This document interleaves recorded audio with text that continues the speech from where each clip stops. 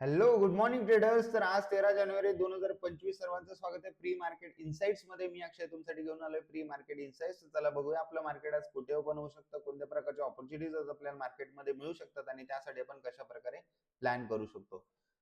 तुम्हा सर्वांना माहितीच आहे आपल्या मार्केटमध्ये एक डाऊन ट्रेंड सेट आहे आणि या डाऊन ट्रेंडचं कारण मला वाटतं की एफआयज जे आहेत ते कन्सिस्टंटली सातत्याने आपल्या मार्केटमध्ये सेल करतात. आणि सेल करण्याचं कारण मुख्यतः मला असं वाटतं की डॉलर इंडेक्स जे आहे ते हळूहळू त्या ठिकाणी वाढतोय आणि डॉलर इंडेक्स वाढल्यामुळे हे थोडंसं आपल्या मार्केटसाठी चांगलं नसतं. म्हणजे जे फॉरेन इन्स्टिट्यूशनल इन्व्हेस्टर जे आपल्या मार्केटमध्ये इन्व्हेस्ट करतात ते इन्व्हेस्टमेंट त्या ठिकाणी तिकडे अट्रॅक्ट होत असतात. त्यामुळे आपल्या मार्केटमध्ये आपल्याला सेलिंग बघायला मिळते आणि सातत्याने सेल करतात. तर त्यामुळे त्यांचा रोल जो असतो एफआयएसचा तो खूप महत्वाचा असतो आणि त्यामुळे या ठिकाणी आपल्याला डाऊन ट्रेंड आपल्या मार्केटमध्ये सध्या बघायला मिळतोय. आज मार्केट कुठे ओपन होऊ शकतं आणि त्यासाठी कशा प्रकारे प्लॅन करायचं, तर त्या अगोदर थोडंसं ग्लोबल इंडायसेस काय करतात किंवा थोडंसं ग्लोबल अपडेट्स आपल्याला घेणं फार महत्वाचं आहे.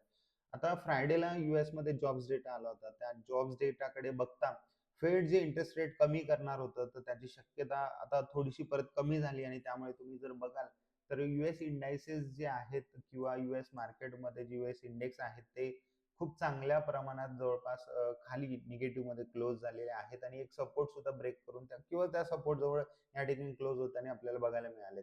S&P जवळपास 1.54% डाऊन आहे. डाव जोन्स पण बघितलं तर 1.63% या ठिकाणी निगेटिव्ह मध्ये क्लोज झाले आणि नॅसडॅक जे सर्वात मोठं टेक इंडेक्स आहे ते सुद्धा 1.57% या ठिकाणी खाली क्लोज झालंय. आणि डॉलर इंडेक्स जर बघाल तर डॉलर इंडेक्स रोज थोडं थोडं त्या ठिकाणी वाढत आहे. तर हे थोडंसं चिंताजनक आहे इतर मार्केटसाठी सुद्धा आणि आपल्या मार्केटसाठी सुद्धा. आता ब्रेंट क्रूड किंवा युएस ऑइल जर बघितलं तर ते सुद्धा या ठिकाणी वाढते. आता तुम्हाला सर्वांना माहिती आहे युएस ऑइल वाढणं किंवा ऑइलच्या किमती वाढणं म्हणजे हे directly that is related to inflation म्हणजेच महागाई. आणि महागाई वाढतीये म्हणजे ते पण या ठिकाणी कोणत्याही इकॉनॉमीसाठी चांगलं नसतं. तर ह्या सर्व गोष्टी ज्या सध्या घडतायत आपल्या आजूबाजूला तर या थोड्याशा डेफिनेटली एक बेरिश टोन सेट करतायत मार्केटसाठी आणि आपण ऑलरेडी डाऊन ट्रेंड मध्ये आहोतच. तर गिफ्ट निफ्टी जर आपण आता बघितलं ज्यावर आपण अंदाज लावू शकतो की मार्केट कुठे ओपन होऊ शकतं आज, तर गिफ्ट निफ्टी सध्या 23,330 या रेंजच्या आसपास ट्रेड करते. म्हणजे आपण आज जवळपास 170 160 पॉईंट्स या ठिकाणी गॅप डाऊन आपल्या मार्केटमध्ये बघू शकतो. तर हा गॅप डाऊन जर मार्केट एवढं जर गॅप डाऊन ओपन झालं तर कशा प्रकारे प्लॅन करायचा आहे आणि त्यानंतर मग आपण कसं ट्रेड करायचं आहे, कोणत्या डिरेक्शन मध्ये करायचं आहे हे आपल्याला आज प्लॅन करायचं आहे. तर डेली टाइम फ्रेमवर तुम्ही बघू शकता की इम्पॉर्टंट सपोर्ट आहे 23,350 ते 23,300 या रेंज मध्ये तुम्ही बघू शकता. आणि जर तुम्ही व्यवस्थित बघा ते kind of head and shoulder pattern सुद्धा या ठिकाणी निफ्टीमध्ये तयार झालेला आहे. हाच पॅटर्न तुम्हाला बँक निफ्टीमध्ये सुद्धा या ठिकाणी बघू शकता तयार झालेला आणि हा head and shoulder pattern even bank निफ्टीमध्ये ब्रेक सुद्धा झालेलं आहे. त्याचं टार्गेट सुद्धा खाली आपल्याला मिळण्याची शक्यता आहे.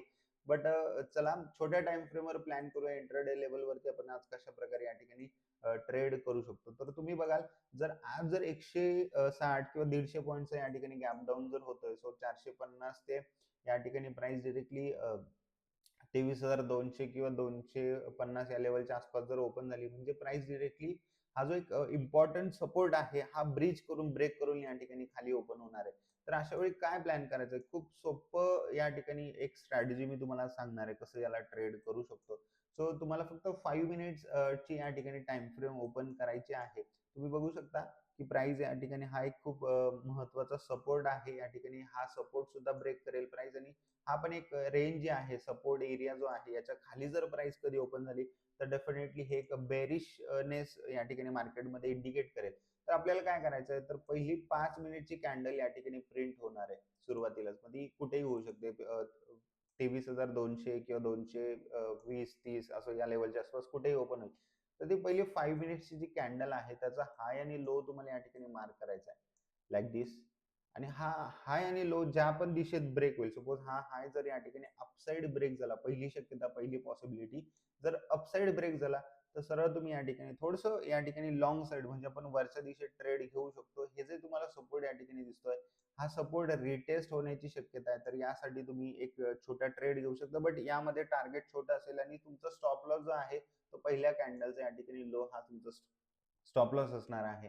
सो अशा प्रकारे एक लॉंग ट्रेड एक्झिक्यूट करू शकता. बट लक्षात घ्या, आपण ट्रेंडच्या विरुद्ध दिशेत ट्रेड करणार आहोत, तर त्यामुळे क्विक प्रॉफिट बुक करायचं आहे. त्यानंतर सेकंड पॉसिबिलिटी, जर प्राइस कंटिन्यू केलं, प्राइसने खाली येणं, म्हणजे जर लो ब्रेक केला पहिल्या 5 मिनिटच्या कॅन्डलचा, तर सरळ पहिल्या कॅन्डलचा हाय तुमचा स्टॉप लॉस असेल आणि खाली एक छान तुम्ही 1:2 1:3% या ठिकाणी रिस्क टू रेशो ठेवून या ठिकाणी टार्गेट घेऊ शकता. म्हणजे एक 100 पॉईंट्स किंवा 70-80 पॉईंटचं टार्गेट या ठिकाणी तुम्हाला डाऊन साइड मिळण्याची शक्यता आहे, जर हा फॉल या ठिकाणी परत कंटिन्यू होईल तर. आणि छोटासा तुमचा या कॅन्डलच्या हायला स्टॉप लॉस असणार आहे. तर खूप सोप्या पद्धतीने हा ट्रेड प्लॅन होऊ शकतो. दुसरी गोष्ट होईल की आणखी एक गोष्ट होऊ शकते की पहिल्या जी 5 मिनिटची कॅन्डल आहे, तर प्राइस याच्या आतमध्येच या ठिकाणी सुरुवातीला टाइमपास करू शकते. खूप मोठा गॅप डाऊन झाल्यानंतर थोडंसं या ठिकाणी दोन्ही बाजूला ट्रॅप होण्याचे पण म्हणजे प्राइस असं दाखवेल की वर चालली, ते ब्रेक करेल आणि त्यानंतर परत परत या ठिकाणी खाली जाऊ शकते. सो अशा सिच्युएशन मध्ये तुम्हाला थोडंसं सावध राहायचं, लिक्विडिटी ग्रॅप होऊ शकते.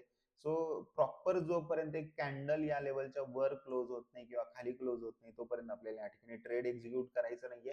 तोपर्यंत पेशंटली वेट करायचं. तुम्हाला 100% छान ट्रेड या ठिकाणी ह्या रेंज मध्ये मिळेल. सो अशा प्रकारे तुम्ही जर प्लॅन कराल आणि प्रॉपर छोटंसं स्टॉप लॉस सोबत काम कराल, तर प्रॉफिट 100% तुम्हाला होणार आहे, हे लक्षात ठेवा. बँक निफ्टी मध्ये ट्रेड करत असाल, तर बँक निफ्टी ऑलरेडी चांगल्या प्रकारे फॉल आपल्याला बँक निफ्टी मध्ये बघायला मिळालेला आहे.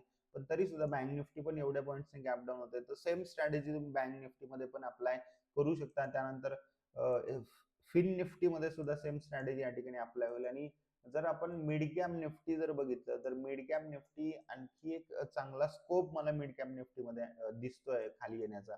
आणि कदाचित मी हे आता असं म्हणतोय की मिड कॅप निफ्टी जरी थोडंसं मागे असेल इतर इंडेक्स पेक्षा, तरी जर कधी आपल्याला फ्रायडेला बघायला मिळालंय की जे आयटी स्टॉक्स होते, थोडंसं रिझल्ट वीक होता, त्यामुळे आयटी स्टॉक्स मध्ये आपल्याला एक पॉझिटिव्हनेस बघायला मिळाला आणि त्यामुळे निफ्टी जी आहे ती त्या प्रमाणात खाली आलेली नाहीये फ्रायडेला, जे यायला हवी होती. तर जर कधी आयटी स्टॉक्सने पण त्यांचे गेन्स लूज केले, म्हणजे आयटी स्टॉक्सने पण या फॉल मध्ये जर कधी साथ दिला, तर लक्षात घ्या की चांगला फॉल आपल्याला मार्केटमध्ये बघायला मिळू शकतो. म्हणजे निफ्टी 22,000 सुद्धा येऊ शकते, हे की विशेष नसेल निफ्टी जर 22,000 ला आली तर. आणि मिड कॅप निफ्टी सर्वात पुढे असेल जर खाली यायच्या बाबतीत. सो मिड कॅप निफ्टी वरती पण विशेष लक्ष ठेवा, जो पण एक बाउन्स मिळेल. आता हे मी जे इंट्राडे लेवल वरती तुम्हाला एक जे प्लॅन सांगितलं आज कसं ट्रेड करायचं, बट ऍट दी एंड जो ट्रेंड सेट आहे आपल्या मार्केटमध्ये, जो बेरिश ट्रेंड, तर ट्रेंडच्या दिशेतच नेहमी ट्रेड करायला हवं.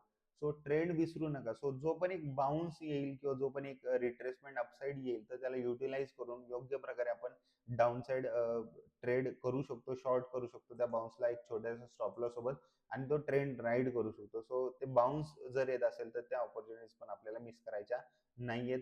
सो प्रॉपर प्लॅन करायचा, प्रॉपर अशा प्रकारे आपण आज या ठिकाणी ट्रेड करू शकतो.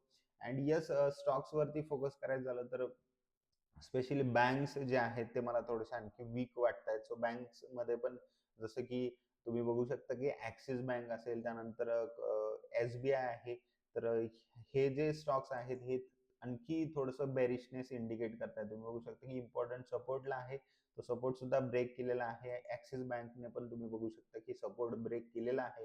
सो यस, या स्टॉक्स मध्ये पण तुम्हाला शॉर्ट ऑपॉर्च्युनिटीज चांगल्या प्रकारे या ठिकाणी मिळतील. सो प्रॉपर प्लॅन करा, त्यानंतर रिस्क मॅनेजमेंट करा. कमीत कमी कॅपिटल जर असेल तुमच्याकडे, कारण आजकाल काय झालंय की लॉट साईज वाढलेला आहेत आणि आपल्याकडे एकदम तंतोतंत कॅपिटल आहे, तर त्या लोकांनी थोडंसं कॉशियसली ट्रेड करायचं. कारण तुमच्यासाठी खरं तर ऑप्शन ट्रेडिंग नाहीये. जोपर्यंत तुमच्याकडे कमीत कमी 30 ते 50,000 नाहीयेत, तर तोपर्यंत तुमच्याकडे तुम्हाला ऑप्शन ट्रेडिंग करण्याची मुभा नाहीयेत. सो ऑप्शन ट्रेडिंग करण्यासाठी रिस्क आणि मनी मॅनेजमेंट फार महत्वाचं असतं आणि त्यासाठी आपल्याकडे एक चांगलं कॅपिटल असणं महत्वाचं आहे. सो तुम्ही जर ट्रेड करताय, तर प्रॉपर स्टॉप लॉस सोबत ट्रेड करा, रिस्क मॅनेजमेंट करा, आणि येस, प्रॉफिट जे आहेत ते क्विक बुक करण्याचा थोडासा प्रयत्न करा. कारण मार्केट सध्या जे आहे तर फार अनयुज्युअल स्पाइक्स किंवा तुम्ही बघू शकता की फार अनयुज्युअल मुवमेंट सध्या मार्केटमध्ये बघायला मिळतात, आणि पुढे आपलं बजेट वीक सुद्धा येते, तर त्यानुसार व्होलॅटिलिटी पण वाढत जाणार आहे. सो सर्वांनी प्रॉपर ट्रेड करायचंय रूल सोबत आणि डिसिप्लिन सोबत. सो भेटूया आपण नेक्स्ट इन्साइट्स मध्ये. तोपर्यंत thank you so much everyone. Have a profitable day ahead. Thank you.